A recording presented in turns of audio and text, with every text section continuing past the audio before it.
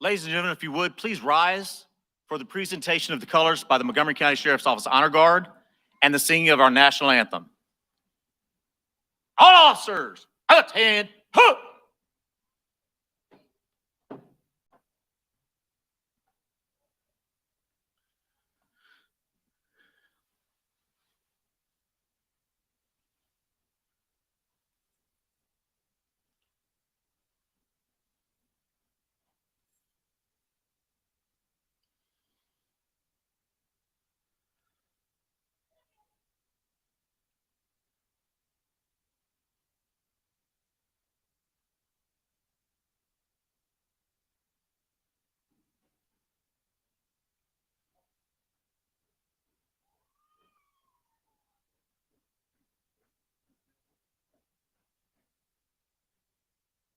All officers, raise it, arms. Oh, say, can you see by the dawn's early light what so proudly we hailed at the twilight's last gleaming, whose broad stripes and bright stars through the perilous fight o'er the ramparts we watched were so gallantly streaming, and the rocket's red glare, the bombs bursting in air, gave proof through the night that our flag was still there. Oh, say does that star-spangled banner yet wave o'er the land of the free and the home of the brave? Order! Up!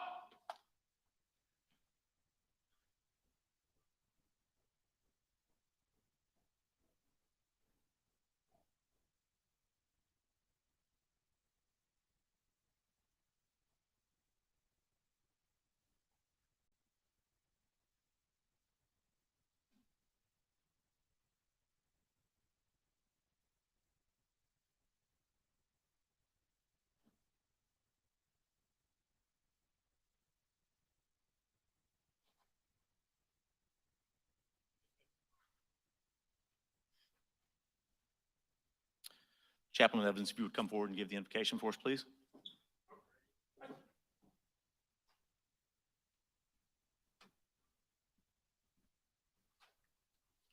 Please join me in prayer. Heavenly Father, for 5 months, these men and women have studied, sweated, planned, and prepared dedicated themselves to, and dreamed about tonight. Their world has been tightly focused in a noble effort of personal challenge and commitment to the singular and honorable goal of becoming a peace officer in the state of Texas and a deputy sheriff for Montgomery County. Tonight, we see the blessings you have provided to them. They are proud, they are eager, and they are ready. And we who in past years have stood where they are standing tonight are also proud for them, eager to work alongside them and ready to see them succeed.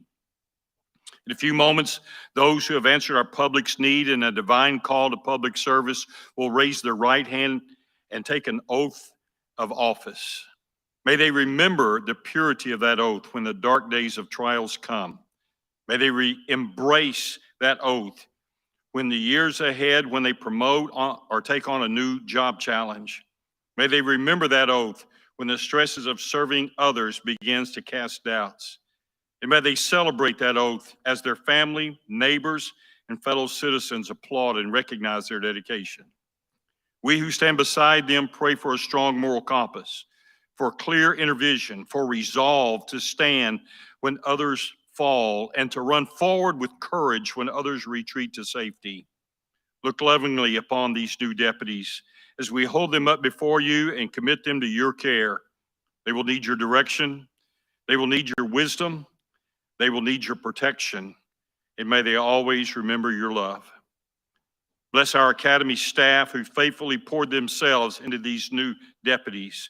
Bless all the instructors who imparted years of experience so that these who stand before us may begin their career with excellence. And thank you for Class A22. Bless them as only you can. We pray this in the name of our Savior. Amen. Thank you. Please be seated.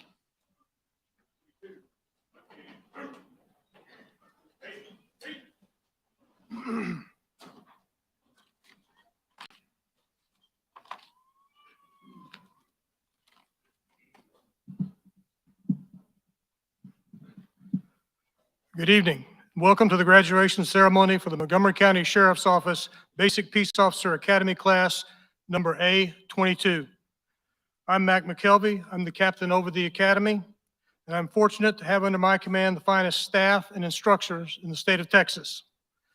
It is their responsibility to develop and bring out the very best in our cadets. As you will soon see and hear, Class A22 did not disappoint. These young men and women exemplify what we expect from our law enforcement professionals. We hope you enjoy the ceremony, and we thank you for sharing this important moment in their lives with us. It is now my great pleasure to introduce our sheriff, our leader, Sheriff Rand Henderson.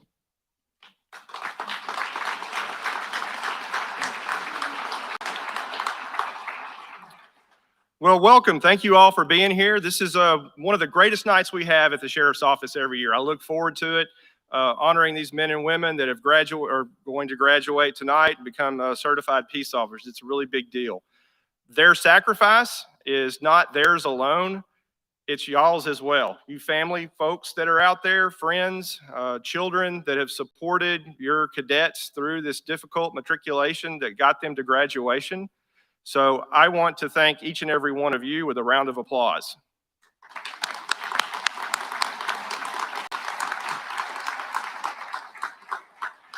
And hey, this is a fun night. I mean, this isn't a funeral. Y'all get excited about this because I'm fired up. I mean, how does that bagpiper, and Michael Berry is going to be speaking to you, how does that not fire you up?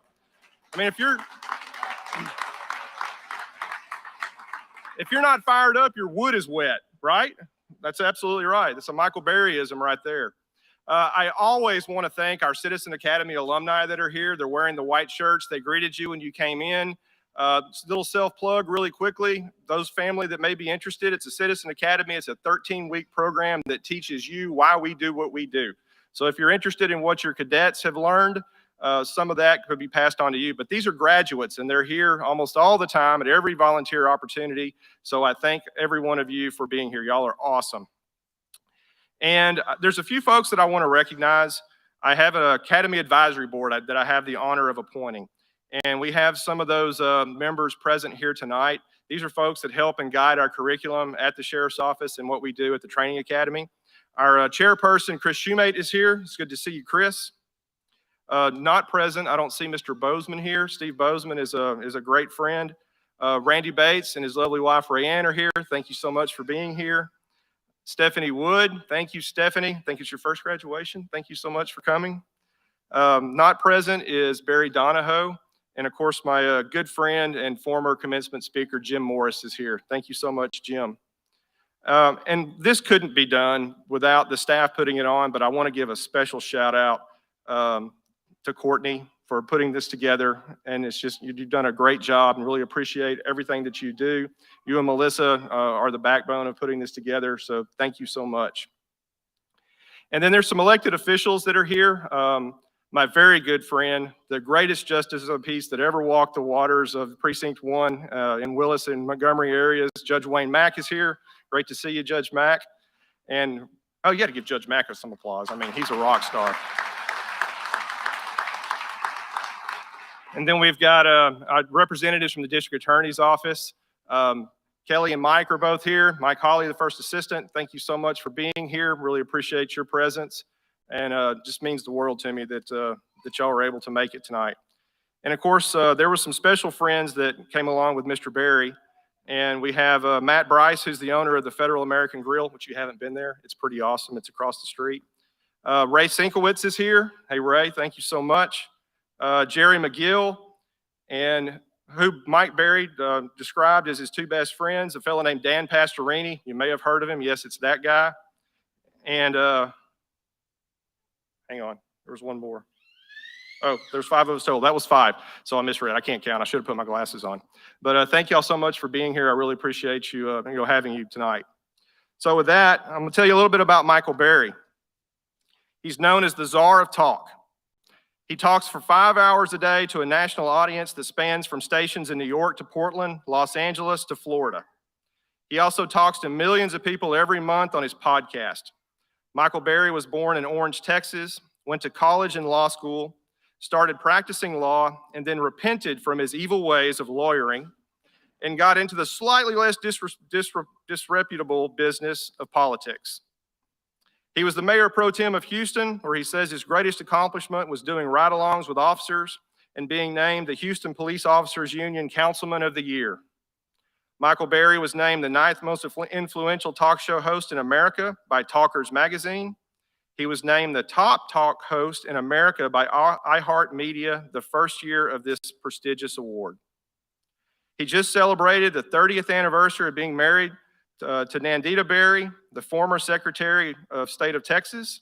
They have 2 sons, Michael T. and Crockett, who are teenagers, which is why his hair is thinning. His words, not mine. I'm reading this, you see.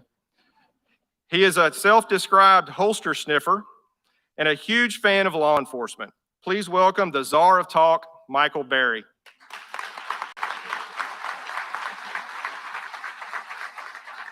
Thank you, Sheriff. I was going to mention each of the cadets by name because I thought that'd be kind of cool, but then I got to Cindy Cariello and I decided I might mess that name up, so I decided not to. Although I did notice it's a good-looking bunch. The fellas are pretty good-looking, and the ladies, Kalia Williams, I think, gave up a career in modeling and being a Hollywood actress to be a police officer, a sheriff's deputy, and we're glad for it. Sorry, I'm politically incorrect if they didn't tell you. I'm stuck in 1978. Speaking of 1978, I was 8 years old, and my hero, Dan Pastorini, when I told the guys that I was coming out to be here, he said, "Can I join you? I live in the Woodlands already." And I said, "Are you trying to avoid a ticket, or you just..." He said, "You know, I love law enforcement." My 2 best friends in the world, my co-best friend, I call them Ray and Jerry, joined us. They get my schedule every week, and they're never interested in coming. But they wanted to be here with you this evening because they thought that would be really neat. And I think that says a lot about you guys, what you're doing. And the one you're going to most want to know about is my friend who owns the Federal American Grill, Matt Bryce, because we were talking. He does a lot for law enforcement. And some of you, when he opened, he asked me to put out the word that you folks could come and eat for free. And I said, I have law enforcement in my family. Those people can put down some groceries. And he said, well, it'll be friends and family. We're ready for them. We were talking about the sacrifices of family in order to have a member of your family go into the military and serve our country that way, or to go into law enforcement and serve and endanger yourself in that way. And he said, would it be appropriate if I brought a $100 gift card and I give it to one designee for each of the cadets to thank them for loaning their family member to us? And I said, well, let me not ask Rand, or certainly not your DA, because they're real by-the-book people in Montgomery County. Just do it. So Matt Bryce will be here at the end, and he would like to meet each and every one of you and meet that one family member you would like to designate. It was a nice feeling as I was driving up with my friends, and there's a billboard that says, don't commit crime in Montgomery County because we prosecute. And I thought, wow, I wish Harris County did that.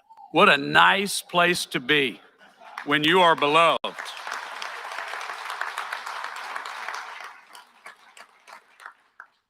I wish my sheriff got excited about prosecuting bad guys and was so proud of it. He put it on a billboard, and I wish the community was so proud of him that they thought that was a great thing. I wish people were that excited about serving our county and the citizens of it the way you good folks are.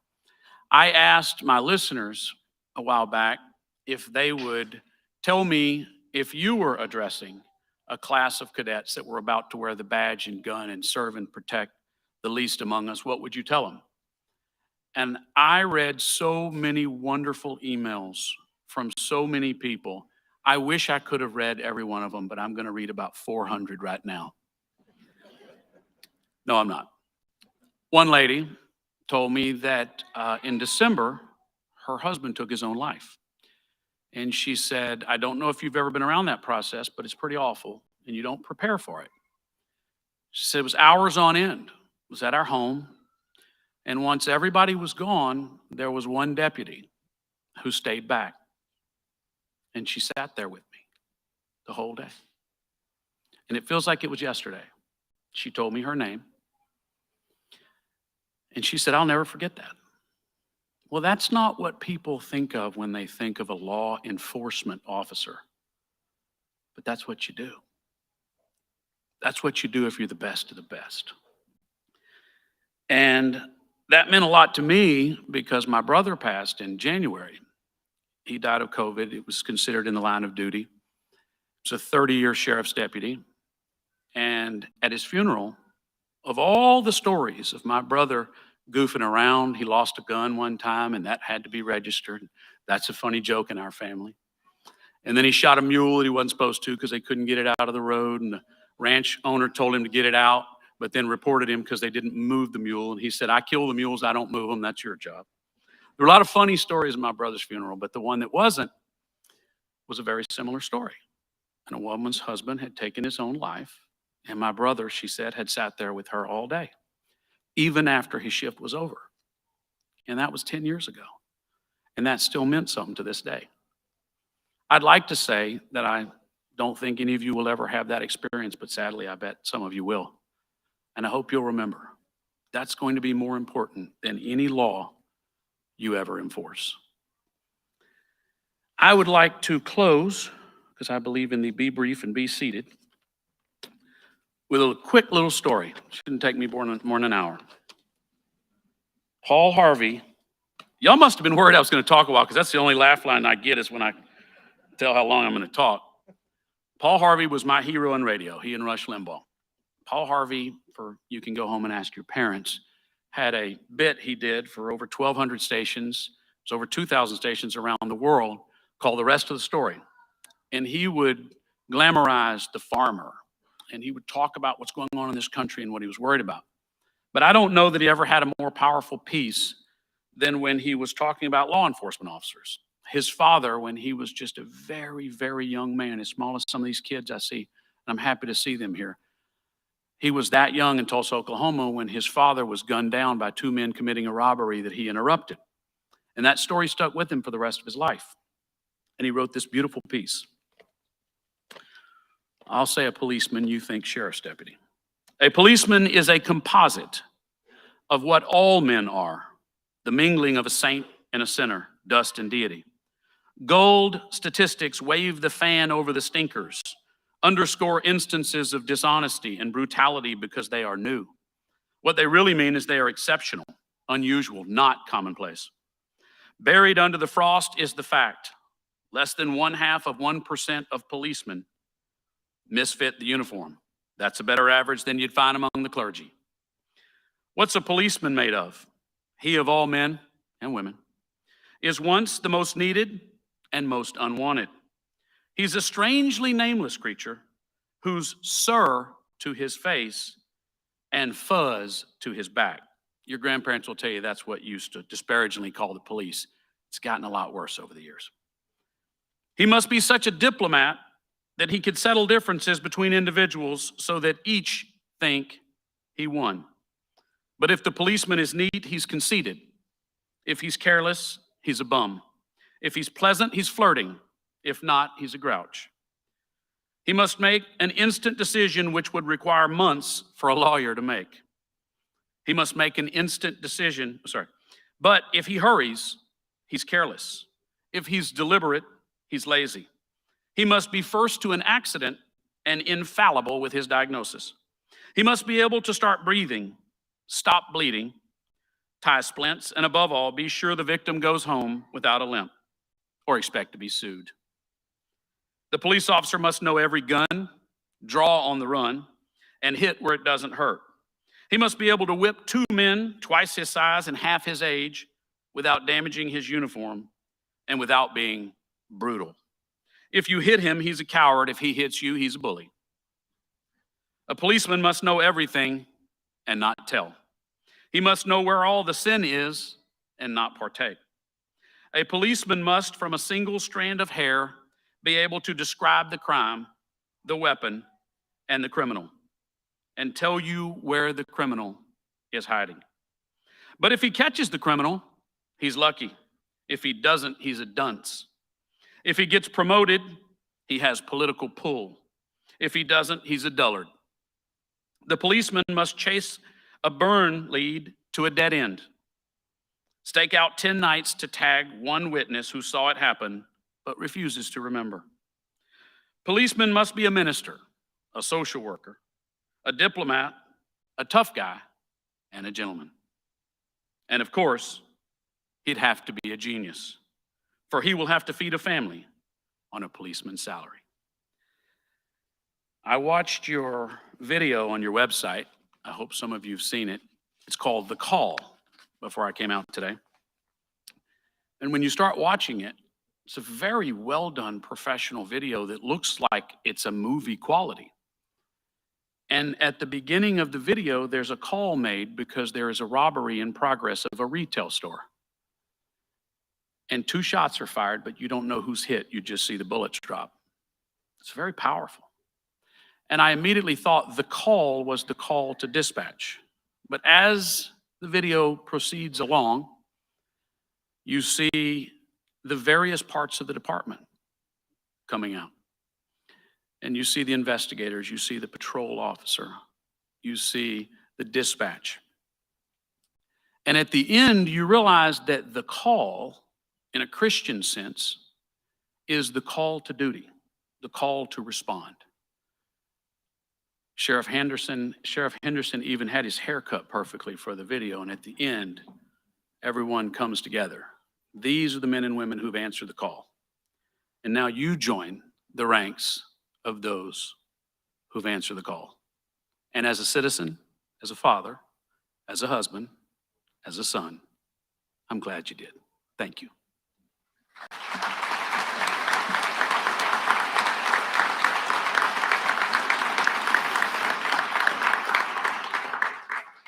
It is a standing tradition among academy classes to elect their class leader, and this year is no different.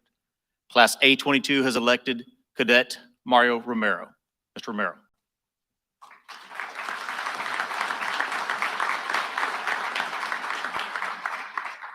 Thank you, sir. Good evening, Sheriff Fred Henderson, Academy staff, my fellow cadets, family, and friends. I am honored to be standing before you today. I want to give a special thanks to the family members of Class A22 that are present today to be part of this significant moment in our lives. We succeeded in this academy because of your support. You also carried the weight of this academy on your shoulders by taking care of the things back home and enduring the process with us. During the strenuous time, you stood by your cadet, urged them on, gave encouragement and peace of mind. I know the long hours and the time spent away from you were not easy. Without the help of my wife, her parents and grandparents, I could not have endured this process. I'm truly blessed to have them in my life. Being a peace officer will take up a lot of our time. We may miss the birthdays, the family outings, and holidays, but know that we are doing it for a purpose. That is to ensure that the community we swear to serve and protect is safe for all its citizens. We began this journey on March 21st, 2022. On day one, 18 individuals showed up dressed in professional business attire, anxious to enter the academy and begin what would be a challenging but rewarding experience. We lined up in alphabetical order and then stood in formation at the position of attention. Specialist Holtz introduced himself and began his inspection of each of us. He pointed out every deficiency you can find, from pants not pressed, worn out belts and scratches, ties not straight, dust on our shoes, to nose hairs not trimmed. This inspection set the tone for what was to be expected from all of us. Our attention to detail was to be tested from that moment on. Once we made our way into the classroom, we sat in our assigned seats and went through orientation. The instructors briefed us on the standards and expectations for the academy. I recall Specialist Holtz emphasizing that this job is not for everyone. If you were not ready for what was to come, there would be no dishonor in removing yourself. We ended that day with a physical fitness test, and to our surprise, some more PT right after. All the instructors pushed us hard, but none more than Specialist Mellon. We will never forget her relentless burpee workouts, which seemed like they would never end. I'll admit, for a moment, I wondered whether this whole being a cop thing was a good idea. But the message was clear. This job is not for everyone. You either want it or you don't. If you're not willing to give 100% and then some more, you don't belong at this academy or in this profession. At the end of day one, we all went home, tired and sore, knowing we had to be back the next day to do it all over again. I still had to write 2 papers for my history and English class, which were due at the end of the semester the following month. That night, I sat at home and had to ask myself what I truly wanted. The answer was that I wanted to be part of something greater than myself. My time in the Army gave me purpose and meaning which I longed for. So I told myself I would do my best and not quit. Life at the academy begins when we all arrive in the parking lot at 07:30. We check each other to ensure we have what we need for the day. We check each other's uniforms, making sure we look our best. We pay attention to the smallest detail, ensuring our brass is positioned correctly, nameplate centered and 1/4 inch above the pocket. We check for lint, pet hair, any tears or fraying in the uniform. By 0800, we are in formation to begin inspections. Specialist Holtz goes down each rank, inspecting each cadet's appearance and wear of the uniform. If any deficiencies were found, we would pay him back with corrective training, which consisted of creative ways to bring in some physical discomfort. While we lay in the front-leaning rest position, the instructors highlighted the importance of paying attention to detail and to look out for one another, how we must rely on the person next to us to survive and make it home to our families at the end of our shift, how we will not make it through this academy as individuals, but as a team. Every morning, before we pledge allegiance to the flag, we read an entry from the Officer Down memorial page. We learn of the unfortunate death of a brother or sister in the line of duty. The Officer of the Week reads to the class details of the incident that took their lives. Afterward, we join in a moment of silence to remember those officers who've come before us. During this moment of silence, one cannot help but wonder if one day our name will be read. We chose this profession knowing very well the risk that comes with wearing the badge. When we decided to submit our applications for an interview with the Montgomery County Sheriff's Office, we understood that this job asks everything of us, including sacrificing our lives if needed. I do not doubt that my brothers and sisters in attendance would risk themselves to save the lives of anyone. Phase 1 in the academy was academically challenging. For an infantryman, sitting through weeks reviewing the Texas Penal Code, Transportation Code, Code of Criminal Procedure, Health and Safety Code, and many other codes was not exciting. I would much rather be in a firefight with the Taliban than have to review this dense material.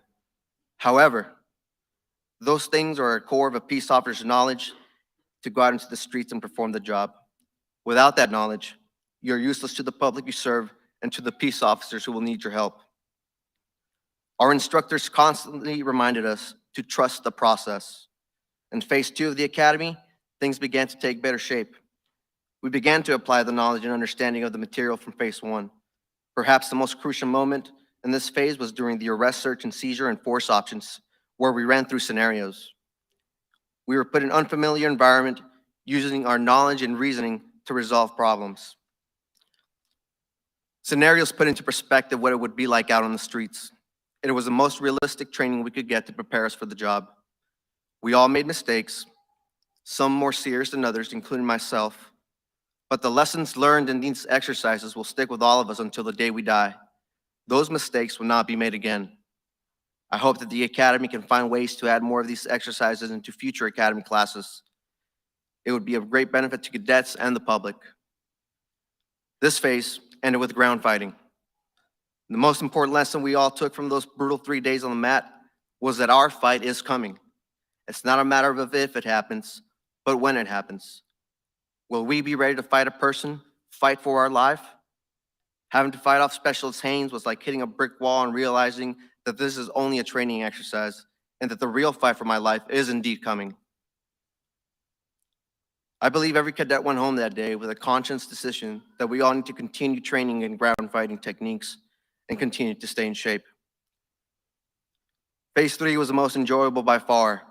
Firearms training led by Specialist Haynes was one of the best shooting lessons I've ever had.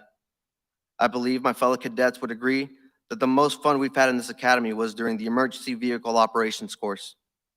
Specialist Hopper's dedication to improving each cadet's driving capabilities got all of us through the driving course. This entire academy came to a culminating moment, the Texas Commission on Law Enforcement exam. All the classes and training we went through and the late night studying led to exam day. 14 of the 18 who began this academy made it to the final exam. And all 14 succeeded in passing and are graduating with me today. We were successful because we never gave up on one another. We lifted each other when things weren't going right, when we felt anger and disappointment at our performances during scenarios, or when we didn't do well on an exam. But we never quit. Success through perseverance. We had difficult times in this academy, but we stayed the course and are here as a result. The career we have all embarked upon requires a calling to serve. This job is not for the weak or faint-hearted. It requires individuals of good character with strong values and moral righteousness. I was fortunate to be influenced by great leaders in my time in the Army. The values instilled in me when I served, I have carried and will continue to carry throughout my law enforcement career. Those values are loyalty, bear true faith and allegiance to the U.S. Constitution, the state of Texas, and the Montgomery County Sheriff's Office. One must believe and devote themselves to something greater than themselves. This gives us meaning and purpose in our lives. Duty, fulfill your obligations, serve the public, go above and beyond what is expected of you. Respect, treat people with dignity and respect, for we were all created in the image of God with intrinsic value. We wield much power, and if we do not have respect for others, it becomes easy to abuse that power.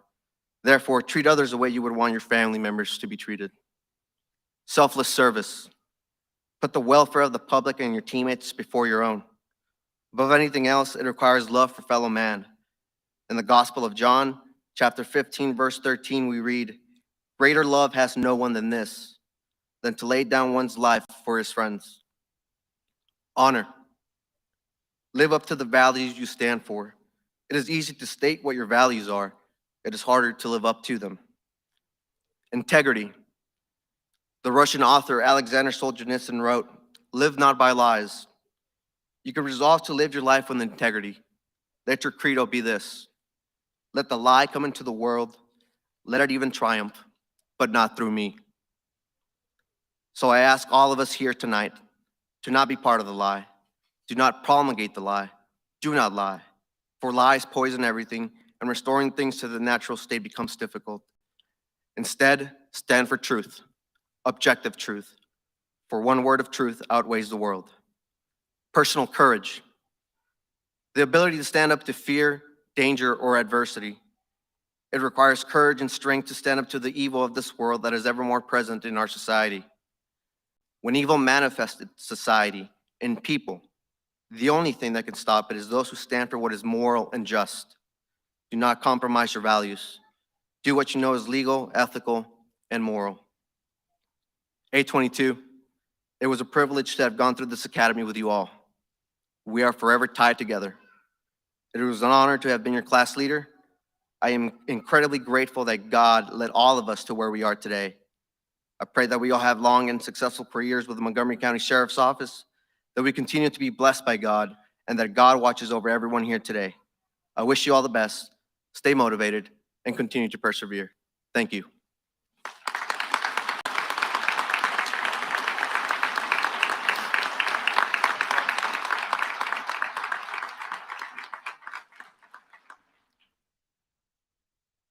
It is now time for the ceremonial transfer of the honor streamer from the Academy Guidon to the Sheriff's Guidon. Historically, the guidon can be tracked back to medieval times when knights flew their guidons so their brothers in arms would know their location and where to rally in the heat of battle. Today, the guidon is no longer carried into action, but because of its historical sentimental value, the guidon still continues to be a visible symbol of pride, honor, and devotion to unit and country.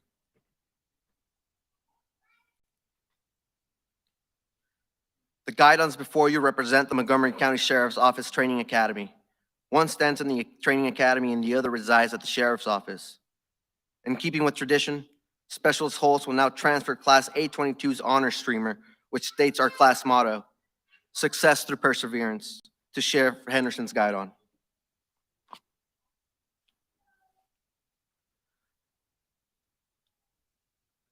The Sheriff's guidon will return to the office of the Sheriff, and A22's guidon will be retired and hung from the rafters within the Montgomery County Sheriff's Office Clint Peoples Training Academy. This tradition symbolizes the completion of our training and the beginning of our careers.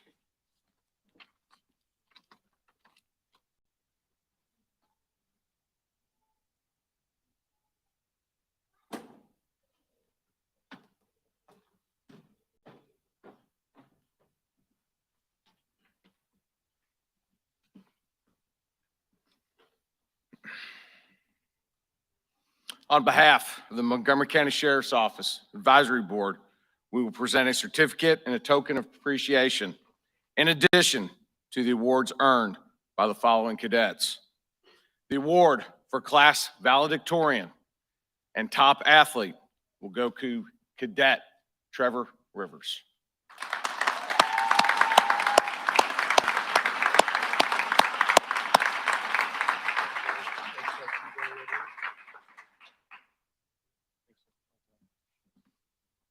The award for Class Salutatorian goes to Cadet Bryce Vaughn.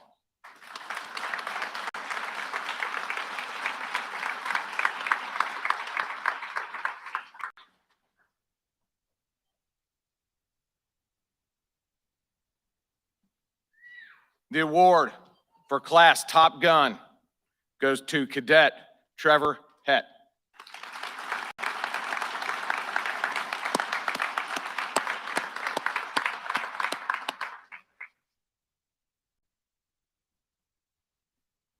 And the award for Class Top Driver goes to Cadet LaDante Moore.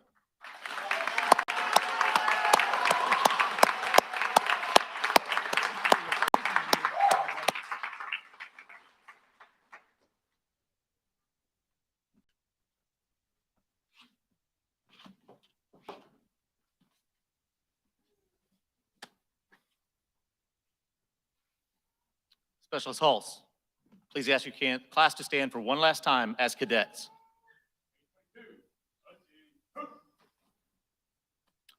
Sheriff Henderson, having passed all the requirements by the state of Texas to serve as Texas peace officers, it is my honor to present to you Cadet Class A22 as deputies of the Montgomery County Sheriff's Office. Thank you, Lieutenant. If you would each raise your right hand and repeat after me. I state your name. do solemnly swear that I will faithfully execute the duties of the office of Deputy Sheriff in the state of Texas, and will, to the best of my ability, preserve, protect, and defend the Constitution and laws of the United States and of this state. So help me God. Congratulations, deputies.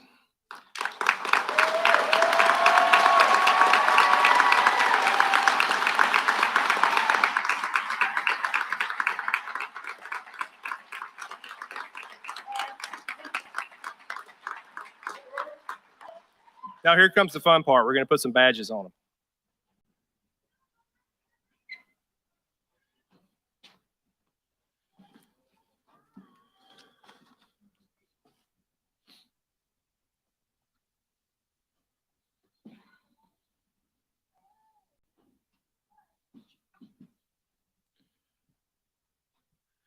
Deputy Nicholas Allo.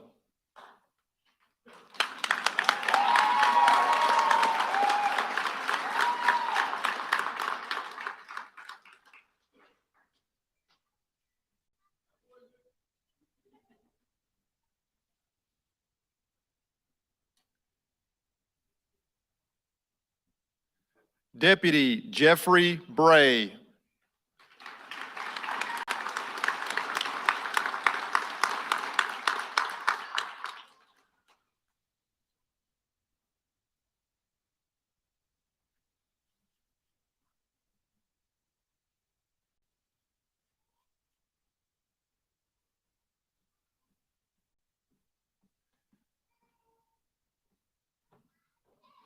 Deputy Clayton Gill.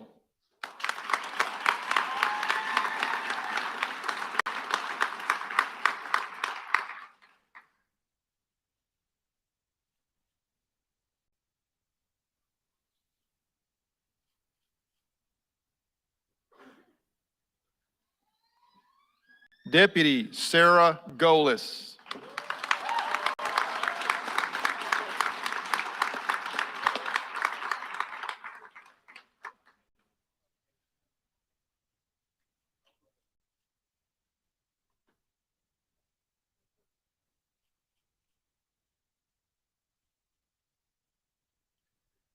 Deputy Alexander Harmer.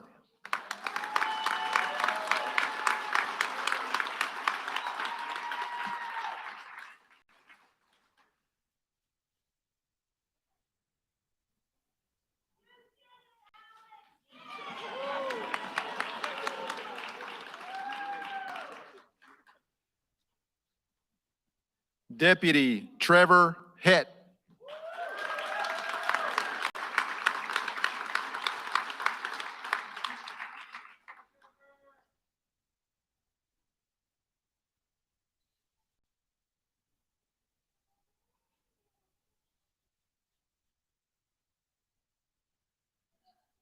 Deputy LaDonte Moore.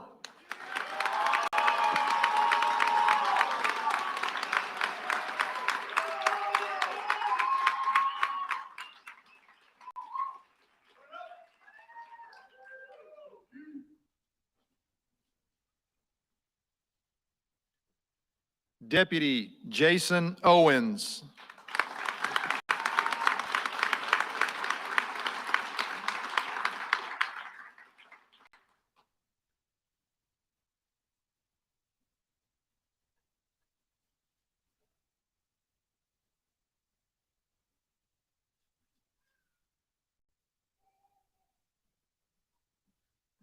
Deputy Darren Peterson.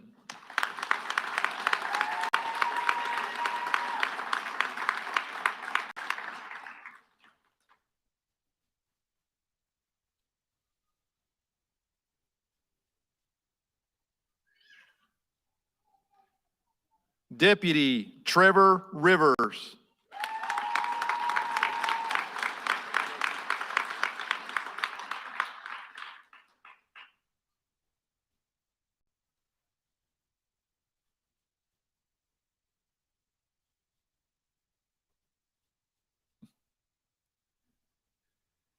Deputy Mario Romero.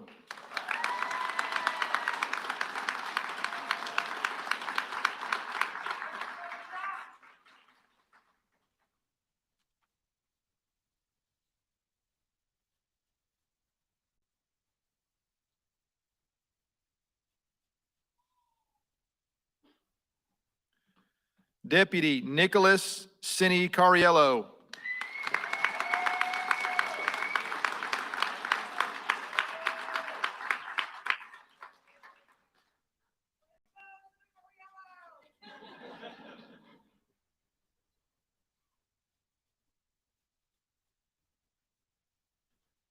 Deputy Bryce Vaughn.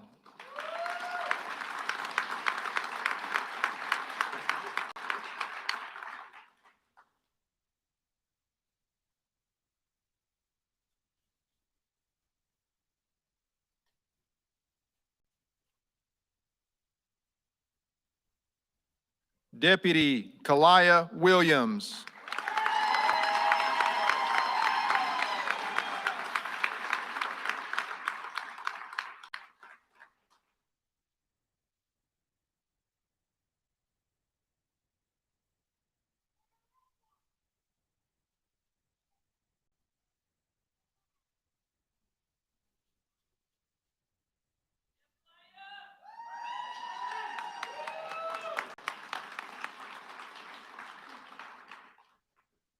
At this time, Specialist Hulls and Mellon, would you please take your post?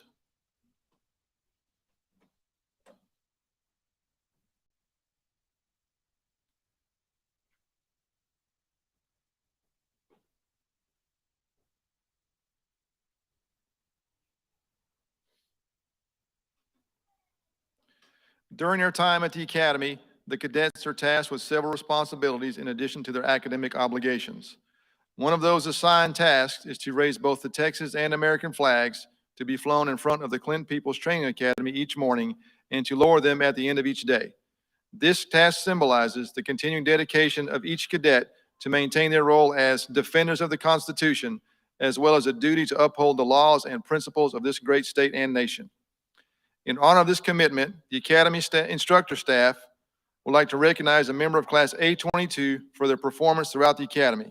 This cadet showed a maturity and enthusiasm for the process that was recognized and appreciated by the Academy instructor staff. It is for these reasons that Cadet Clayton Gill is receiving the Instructor Award and is presented with the American flag in recognition of a job well done.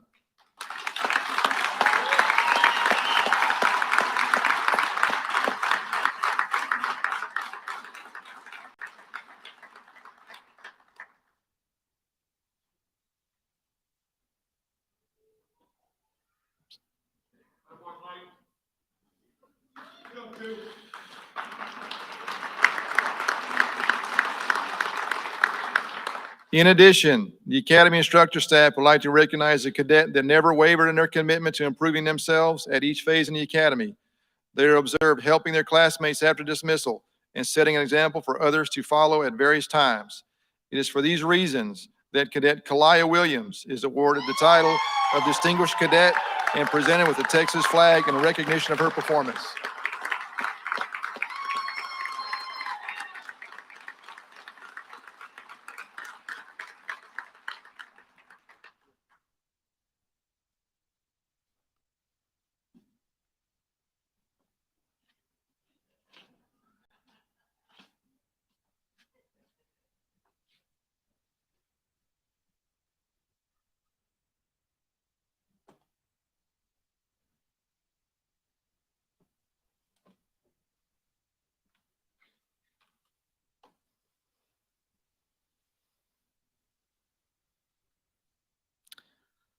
Ladies and gentlemen, this brings us to the conclusion of our ceremony. Please feel free to take a moment for photos prior to exiting.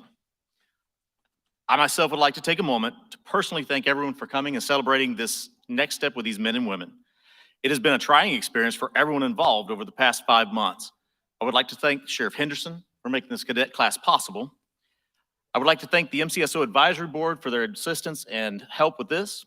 We'd like to also thank the Citizens Academy alumni for all of their assistance and help this evening. I would like to thank Ms. Melissa Garcia for her help and hard work.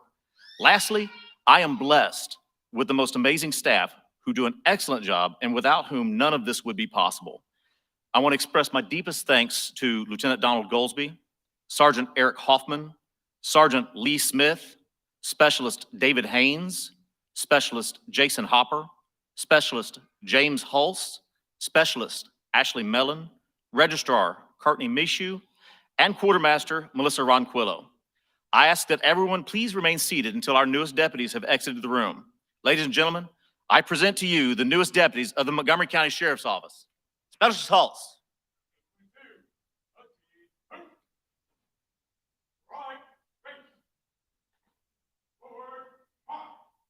Let's give them another hand, folks.